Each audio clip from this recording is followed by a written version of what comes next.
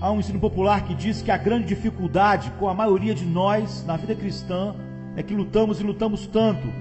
E aí está o nosso erro. E essa é a grande causa do nosso fracasso. Perguntam os que ensinam assim: por que as pessoas não dão ouvido à exortação do apóstolo? Ele diz: fortalecei-vos no Senhor e na força do seu poder. Significa, dizem eles, que tudo o que nós temos que fazer é deixar correr e deixar que Deus faça tudo por nós. Essa é a frase que de muitos modos resume o ensino que tem sido tão popular. Vejam a questão da seguinte maneira: se o ensino que diz que não temos que fazer nada fosse certo, e que o nosso erro é ficar fazendo coisas demais, que apenas temos que transferir tudo para o Senhor, deixa correr e deixar com Deus, que Ele combata os nossos combates por nós, e assim nós mesmos não os combatemos. Se isso fosse verdade, digo eu, julgo que todas as exortações das Escrituras, particularmente das epístolas, não somente seriam desnecessárias, mas de fato seriam erradas. Quais são essas exortações?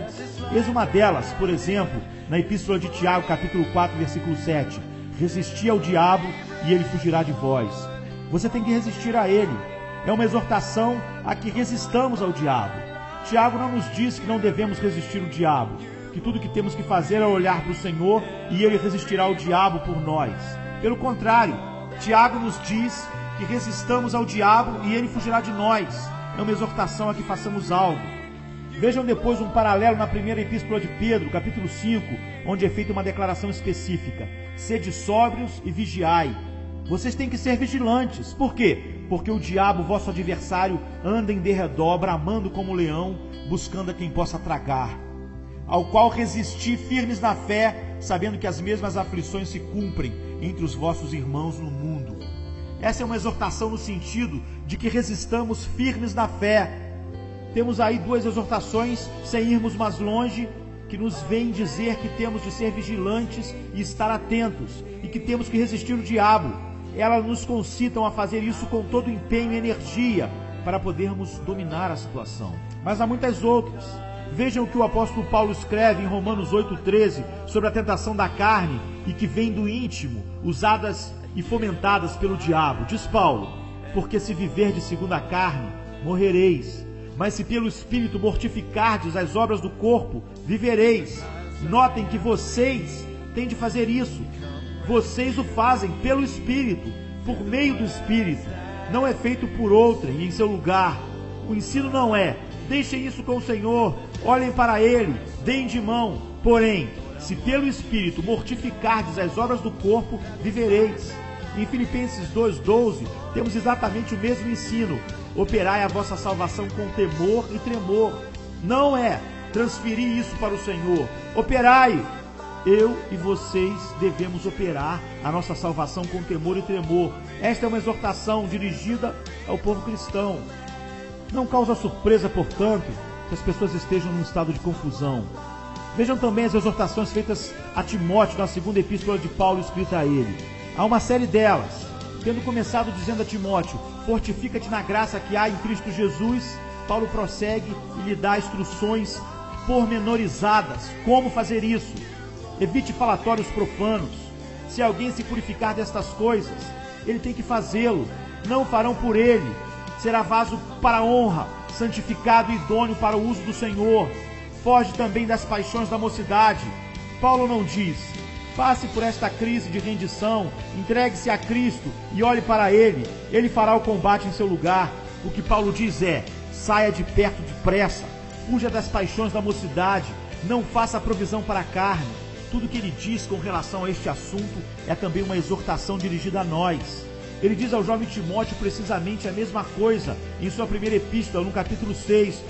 Mas tu, ó homem de Deus, foge dessas coisas e segue a justiça, a piedade, a fé, o amor, a paciência, a mansidão. Temos aí apenas uma seleção feita ao acaso. As epístolas estão repletas dessa espécie de ensino. Elas se dirigem a homens que haviam sido mentirosos habituais. Acaso dizem elas: agora olha aqui, amigos, não combatam mais essa tendência de mentir, deixem isso com o Senhor, Ele arrancará isso de vocês, Ele o fará por vocês, tudo que vocês têm de fazer é olhar para Ele e permanecer nele? Não, O que o apóstolo diz a tais homens é que não mintam mais, que é preciso que não façam mais isso. Aqui está um homem perturbado pela tentação para roubar, pela tendência para o roubo. Isso parece estar nele e fazer parte dele. O que precisa fazer? Dar de mão? Não. Aquele que furtava, não furte mais, antes trabalhe, fazendo com as mãos o que é bom, para que tenha o que repartir com o que tiver necessidade. Depois, não saia da vossa boca nenhuma palavra torpe, mas só a que for boa para promover a edificação. Não deixe de lado, você tem que dominar-se, tem que fazer isso. Ele diz, não entristeçais o Espírito Santo de Deus. Andai em amor, como também Cristo vos amou e se entregou a si mesmo por nós. Mas a prostituição e toda impureza ou avareza nem ainda se nomeia entre vós, como convém aos santos, nem torpezas, nem parvoíces, nem chocarrices, que não convém, mas antes ações de graças. Aí estão algumas das instruções pormenorizadas. Entretanto, acima de tudo, o ensino a que me refiro, o ensino falso, não somente torna essas exortações desnecessárias e, na verdade, errôneas, mas isso se aplica particularmente ao que podemos denominar metáforas e símiles militares utilizados pelos apóstolos para nos levarem a fazer as coisas que eles insistem conosco que façamos. Vocês notaram a frequência com que eles fazem uso dessas imagens militares? Vê-se isso no texto que estamos estudando. O apóstolo fala em estar firmes, em resistir, diz ele, revesti-vos de toda a armadura de Deus, para que possais estar firmes contra as astutas ciladas do diabo. Depois ele emprega o termo lutar, termo de aplicação militar. Não temos que lutar contra a carne e o sangue. Eu e vocês temos que lutar, temos que estar ativamente envolvidos neste conflito. Nenhuma palavra sobre dar de mão, porém um austero lembrete de que estamos envolvidos nisto. Outra vez ele usa a expressão estar firmes. Em 1 Coríntios 16:13 ele diz, vigiai, ficai em guarda, estai firmes na fé, portai-vos varonilmente e fortalecei-vos. Essa é a típica exortação do Novo Testamento. A seguir vejam 2 Coríntios 10:3, onde lemos, andando na carne, não militamos segundo a carne, porque as armas da nossa milícia não são carnais, mas sim poderosas em Deus para a destruição de fortalezas.